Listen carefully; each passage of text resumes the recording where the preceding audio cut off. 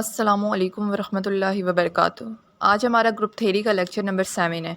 इस लेक्चर में हम जिन टॉपिक्स को डिस्कस करेंगे उसमें सबसे पहले पॉलीगॉन है। पॉलीगॉन के बारे में आपको बताऊंगी, उसके बाद रेगुलर पॉलीगॉन और कुछ एग्जांपल्स उसकी। उसके बाद कंसेप्ट ऑफ डायहेड्रल ग्रुप जो कि पॉलीगॉन से ही मिलके बनता है। रेगुलर पॉलीगॉन इसमें यूज़ होती है। देन उसका जनरल फार्मूला और फिर ऑर्डर ऑफ डायहेड्रल ग्रुप्स के बारे में आपको बताऊंगी। तो चलते हैं हम अपने टॉपिक की तरफ। जी, तो फर्स्ट टॉपिक हमारा है पॉलीगॉन। पॉलीगॉन क्या होती है? Polygon is a close shape made by lines. Polygon क्या होती है? एक क्लोज शेप होती है, ठीक है, जो कि लाइन से मिलके बनती है।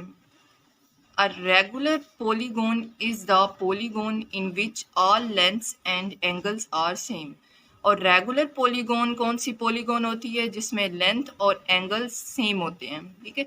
पॉलीगॉन कोई भी क्लोज शेप होती है जो कि हम लाइन से मिलके बनाते हैं। फॉर एग्जांपल जैसे कि ये ट्रायंगल हो गई, ये भी एक पॉलीगॉन है। जैसे कि स्क्वायर हो गया, ये भी एक पॉलीगॉन है।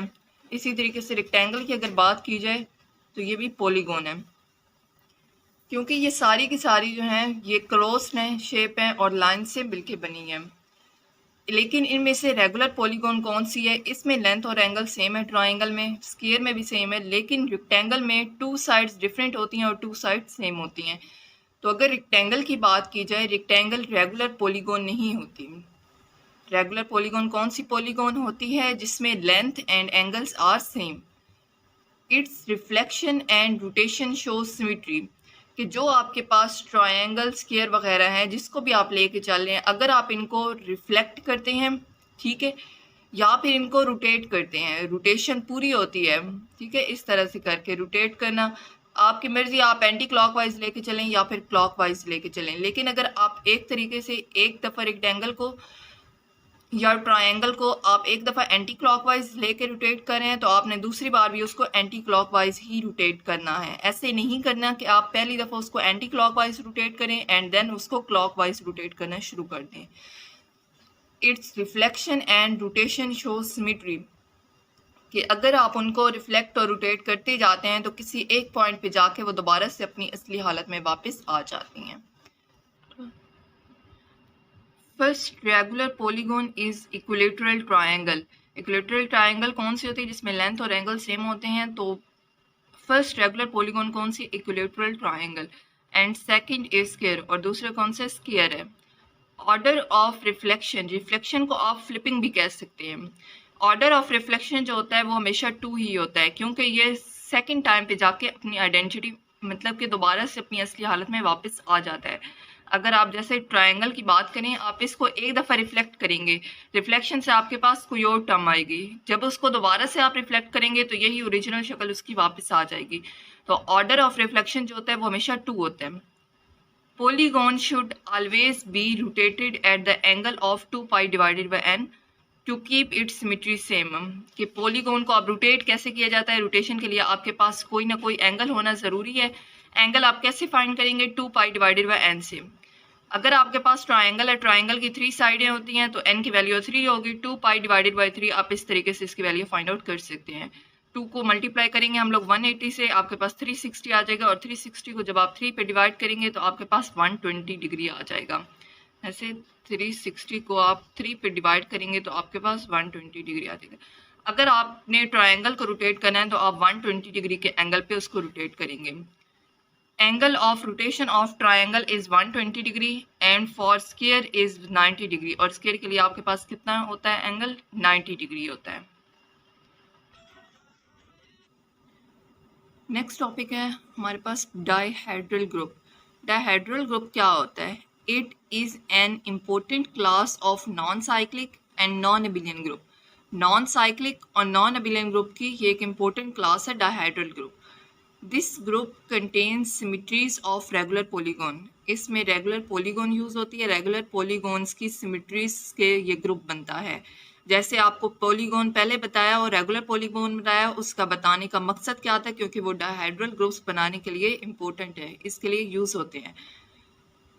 All such symmetries can be achieve by reflection. अगर आप रिफ्लेक्शन करते हैं तो रिफ्लेक्शन को एक्स से डिनोट कर दें, आपकी मर्जी है, आप रिफ्लेक्शन को वाई से डिनोट कर दें या किसी और अल्फ़ाबेट से आप डिनोट कर सकते हैं। मैंने यहाँ पे रिफ्लेक्शन को एक्स से डिनोट किया एंड रोटेशन को वाई से डिनोट किया through an angle 2π divided by n, where n is the number of vertices of regular polygon, कि वर्टिसेस जितनी उसकी साइड्स होंगी उतनी ही वो n की वैल्यू होगी। The finite presentation of dn is dn is equal to x comma y, x square is equal to yn is equal to xy whole square is equal to 1। ये जो आपके पास show हो रहे हैं x square yn and xy whole square is equal to 1।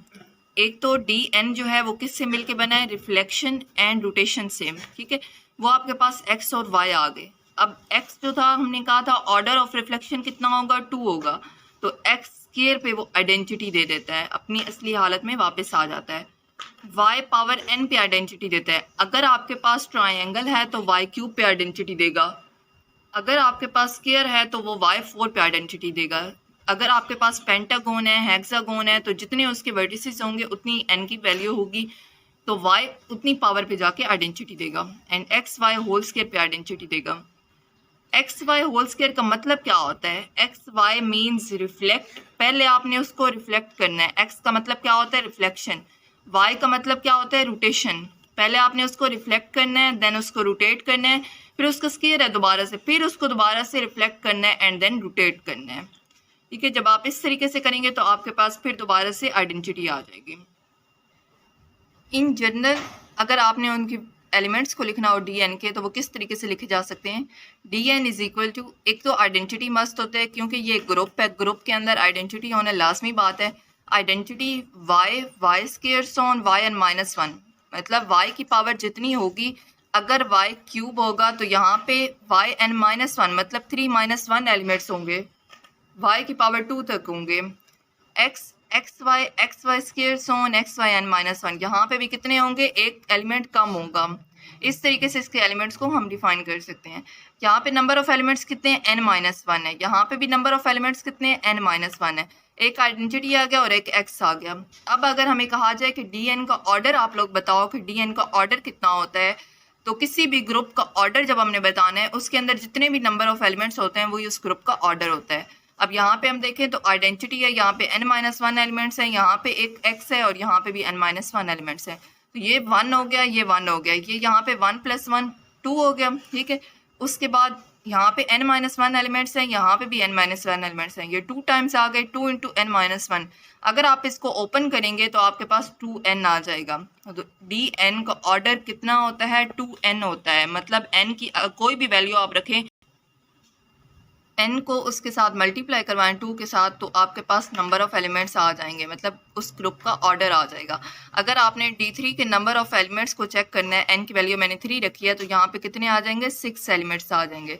अगर D4 की बात की जाए तो उसके अंदर 8 एलिमेंट्स होंगे, D5 में कितने होंगे, 10 एलिमेंट्स होंगे। इस तरीके से आप एलिमेंट्स को कैलकुलेट कर सकते हैं, उसका ऑर्डर फाइंड कर सकते हैं। अब आपके पास एक दो जनरल फार्मूलाज हैं कि जब भी आपने कोई भी रिलेशंस देखने हैं, रिलेशंस के अंदर अगर आपके पास एक्स वाई पावर m इस टाइप की कोई भी वैल्यू आ रही होगी, m कुछ भी हो सकता है, 1 हो सकता है, 2 हो सकता है, 3 हो सकता है, एनीथिंग एल्स, कुछ भी हो सकता है। एक्स वाई पावर m अगर हो आपके पास, तो आपने उस पर कैसे रिलेशन अप्लाई करना है, y power n - m x, ठीक है। n क्या होगा, जो भी आपके पास ग्रुप होगा, अगर D3 ग्रुप है तो 3 - m की वैल्यू जो भी होगी उसको माइनस करेंगे x, तो इस तरीके से एक्स वाई की power m = yn - m x आपके पास वैल्यू आ जाएगी। अगर y पावर m x है तो उसकी क्या वैल्यू आएगी, एक्स वाई n - m। आपने ये दोनों फार्मूले याद कर लेने हैं, ये आपके पास आगे रिलेशंस में यूज़ होंगे। जब भी हम कोई भी ग्रुप ले रहे होंगे, D3 होगा, D4 होगा, D5 होगा, कुछ भी ग्रुप होगा, तो उसके अंदर ये रिलेशंस यूज़ हो सकते हैं, क्योंकि हमने वहाँ पे वैल्यूज़ किसकी फाइंड करनी होती हैं, जो भी ग्रुप के अंदर वैल्यूज़ होती हैं वो ग्रुप की वैल्यूज़ को निकालना होता है। अगर वहाँ पे आपके पास एक्स वाई स्क्वायर वैल्यू है, लेकिन हमारे पास क्या आ रहा है, वाई स्क्वायर एक्स, इस तरीके से कोई वैल्यू आ रही है, तो उस वाई स्क्वायर एक्स को आपने एक्स वाई स्क्वायर में चेंज करना है। वो कैसे करेंगे, x y power n - m करेंगे और डी कोई भी ग्रुप होगा n की वैल्यू वो आप वहाँ पे पुट करके वो वैल्यूज़ निकाल सकते हैं। मुझे उम्मीद है कि आप लोगों को ये लेक्चर समझ आ गया होगा। अगर नहीं समझ आया, कोई भी क्वेश्चन हो आप लोगों का, तो आप मुझसे पूछ सकते हैं। Thank you so much. Allah हाफिज़।